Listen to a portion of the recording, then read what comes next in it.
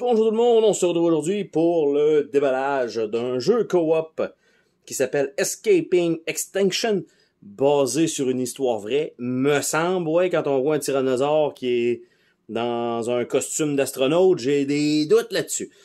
Des parties de 45 minutes ou plus à peu près et 1 à 4 joueurs. Donc, ça dit pas grand-chose derrière. C'est un jeu que j'ai vu sur Amazon, j'ai pas vu ça en boutique. Donc, je sais pas, parce que c'est Spin Master. Spin Master fait quand même beaucoup de jeux. Souvent des collaborations, dont Marvel... J'oublie le nom, mais c'est un jeu avec les personnages qui est un petit peu chibi, là, puis des petits bonhommes, tout ça. Mais, somme toute, le jeu était excellent.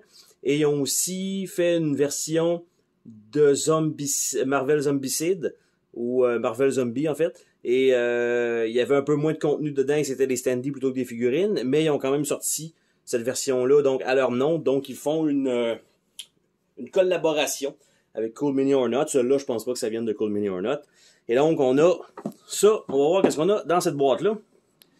Donc, boîte classique, donc brune et épaisseur normale.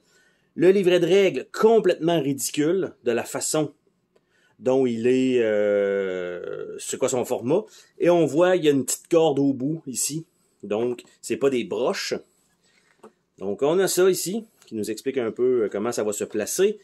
Le monde, avec les tuiles qui vont être cachées. L'objectif. Le gameplay. Rocket Docket. Les cartes de dinosaures et les habiletés. Les tremblements de terre. Les tuiles spéciales. Et un mot du développeur. Sauf que là, ce que je trouve bizarre, c'est que la jaquette, la boîte est... sur le dessus, c'est indiqué en anglais seulement, mais derrière de la boîte indique les composantes en français. Donc, et vous avez pu voir qu'il n'y a pas de livret en français là-dedans.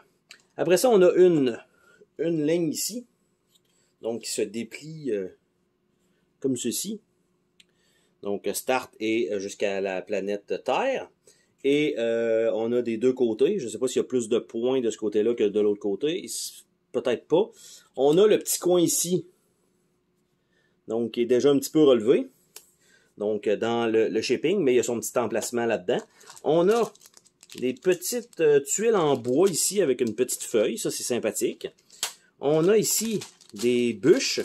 Donc, c'est encore des hexagones avec des bûches imprimées des deux côtés. Donc, c'est encore une fois sympathique. On a de la viande. On a des standees avec un dé plutôt dégueulasse, somme toute, qui est 1, 2, 3 rouge et 1, 2, 3 vert. Donc, on a ça. On a les standees eux-mêmes. On a un reste de carton ici. On voit pourquoi... Ah, c'est clairement un insert réutilisé d'autre chose, là, parce que je vois pas à quoi ça sert ça. Ça fait aucun sens. Donc, dans les punchs ici, on a ce qui a l'air d'être une météorite et un arbre, sensiblement. Donc, il y a ça. Et de l'autre côté, les standees slash figurines, on va dire ça de même. Ce qu'on a deux nids. On a deux trucs de lave. On a un ptérodactyle, qui est la même chose de l'autre bord, juste inversé. On a un triceratops. On a... Bon, un dinosaure générique. Et on a fort probablement un tyrannosaure ou un vélociraptor. C'est un des deux, malgré qu'il est quand même pas si gros que ça. Donc ça, c'était les genres de standees en carton qui sont toutes déjà pré-punchés. Donc, qui étaient dans cet insert-là ridicule. On a un paquet de 4 cartons. Plus quelques feuilles comme ceci. On a des cartes avec un emplacement en dessous. On a le paquet de tuiles qui est là. Et on a un launchpad. Donc, il y a les deux côtés et avec de la place en dessous. Et le launchpad rentre aussi ici pour la forme, mais il n'y a aucune tuile circulaire autre que celle-là. C'est quand même très, très bizarre. C'est sûr que l'insert qui a été moulé comme ça sert à un autre jeu. Je comprends pas sinon. Donc, on va y aller avec les tuiles. Je pense que ça va être le plus simple à placer là-dedans. Donc, ils sont retenus par deux petites lignes de papier. Donc, on va enlever ça. Comme ça. D'un côté, les tuiles sont toutes noires avec... La première est Elle a déjà brisé un petit peu, donc un petit peu dommage là-dessus. Et de l'autre côté, donc, on a le Boneyard, le Dino Rock, Dune, Geyser, Grassland, le lac, le marais, les montagnes, l'oasis, la rivière, un nid au sol, Tarpi, ok, Tundra, volcan, une chute, la jungle, la jungle, la jungle et la jungle. Donc, au moins, c'est une de la jungle, c'est pas une spéciale qui est déjà en train de blanchir. Donc ça, au moins, c'est réglé. Donc on a ça. Après ça, les cartes, quant à elles, un format plutôt régulier. Pas de fini tissé, bien sûr, sur ces cartes-là. Donc, épaisseur, correct. Rien d'exceptionnel. Donc, Secret Shortcut, Rocket Malfunction. Donc, ça a l'air d'être plus des choses qui vont arriver, qui vont être pénibles, je pense. Et ici, il n'y a rien. Les Earthquake. Donc, faut pas oublier que c'est un jeu co-op, hein. Donc, ça retourne là pour l'instant. Probablement avec les sleeves, malheureusement, ça ne retournera pas dans cet emplacement-là. Et ça sera pas possible de les mettre là-dedans. Il va falloir toujours trouver une façon. Ah, c'est dommage.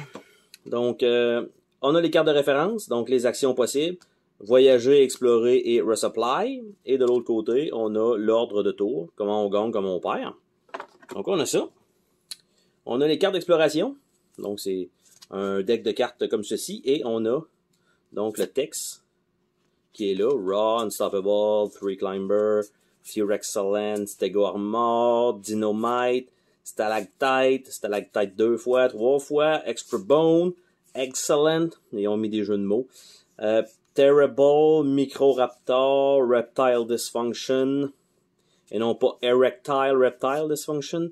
Stampede, Caveman Attack, Live Laugh, Lava, 2 fois, Raptor Reflex, Dino Snore, Poison Ivy, I didn't know what to do, Tyrannosaurus Rex, Triceracop, Healing Herb, Jurassic Time Call for Jurassic Measure, Try Me, Dino DNA et Eyes in the Skies. Donc ils sont allés avec les petits jeux de mots pas exceptionnels, on s'entend.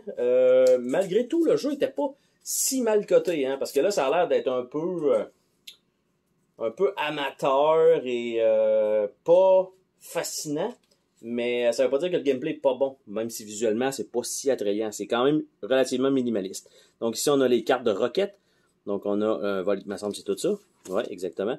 Donc Volcan, Tundra, Wood, Tarpit, Mountain, donc c'est toutes les tuiles uniques. Jungle, Dune, Boneyard, Grassland, Water, Geyser, Dino Rock, et on retourne avec le Volcano. Donc ça va retourner là. Et on a les derniers qui sont les cartons, donc des dinosaures qui sont probablement les personnages jouables du jeu. Donc on a Sergeant Sarah, donc avec ses points de vie. Et on a un satchel et on a... Je sais pas trop comment ça fonctionne exactement. Pour les points de vie, j'ai pas vu rien qui servait à mettre là. OK. Après ça, on a Professeur Piteri, ou Piteri pour ptérodactyle. Et ils ont tous une habilité aussi. Captain Rex. Et Lieutenant Longneck. Donc, ce sont les 4 personnages. Donc, c'est 1 à 4. Vous allez avoir aucune diversité, donc, dans les dinosaures, sensiblement. Et donc, ça, on retourne ça, donc, dans la boîte, dans le tray rond ridicule. Mais, bon, on va dire fonctionnel, quand même.